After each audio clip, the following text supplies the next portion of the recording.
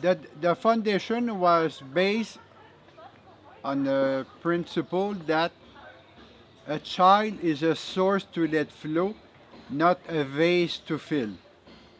I repeat, a source to let flow, not a vase to fill. But in the education, we are used to fill heads, fill heads,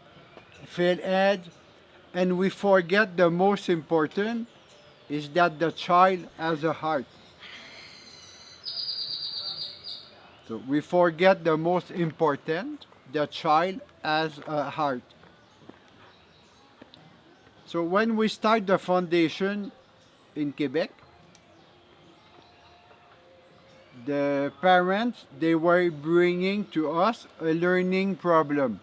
Okay, so the mother was coming hand to hand with her child, and she was bringing a learning problem. We did refuse. He is a little child of love before being a learning problem. But the school put so much pressure on the parents' shoulder that they forget that he's a child of love. So the mother had to repeat 3 times, he is a child of love before being a learning problem. We didn't accept that she bring to us a learning problem. So she had to say, he is a child of love before being a learning problem. Then in Guatemala, we start another foundation, FFBH, and that was focused on helping the kids that have learning problem and dyslexia. So we start to use the word temporary because the word temporary is very important because we don't want to mark the child, so we have to use temporary. He is learning slower, or temporary, he is learning differently. It was not to mark the child. So you remember, he is a child of love before being a learning problem.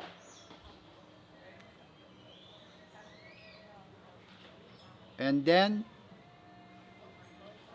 we do create a problem because we had discovered in many countries that when the kids are not ready,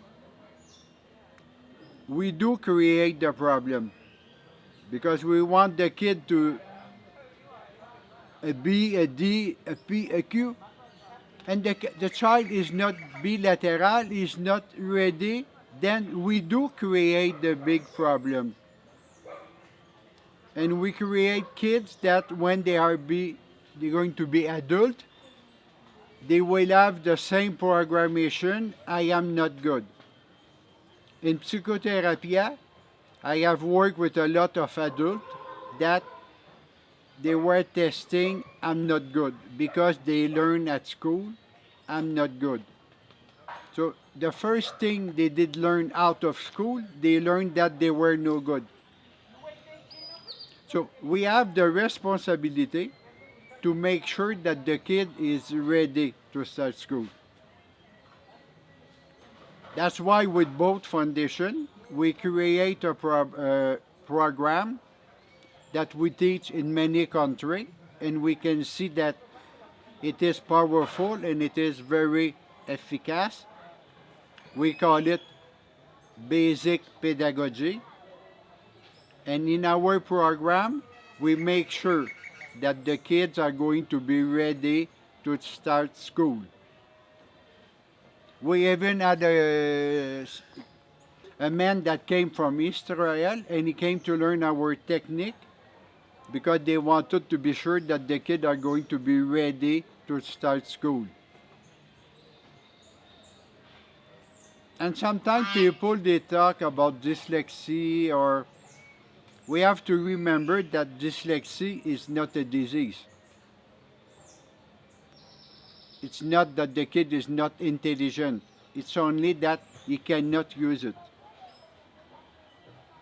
So we're going to have a look today on all our program that include all the steps one by one, how to prepare the kid for the school. And next, how to help the kids that are already in school. Our program worked on first, be sure that the kid is ready to start school. Two, help the kid that already start and had a bad start. And three, all the kids are going to benefit of our program. Because with our program, all kids of the class are going to have a better coordination, a better synchronization of the brain that is essential for learning. So we have the kids that are not ready up to the kid that they don't have many problems. They're going to get better or they're going to study easier because they're going to have a better synchronization of both hemispheres. In the education, because we don't verify if the kid is ready, we do create learning problem. We're asking the kid to do something that he is not ready or he does not have the abilities to do it. Like asking a kid to lift a big dumbbell, he cannot, but we still ask the kid to lift a big dumbbell and he's not ready. So we do create the problem. And do we have the right to teach at some kid that they are no good just because we go too fast?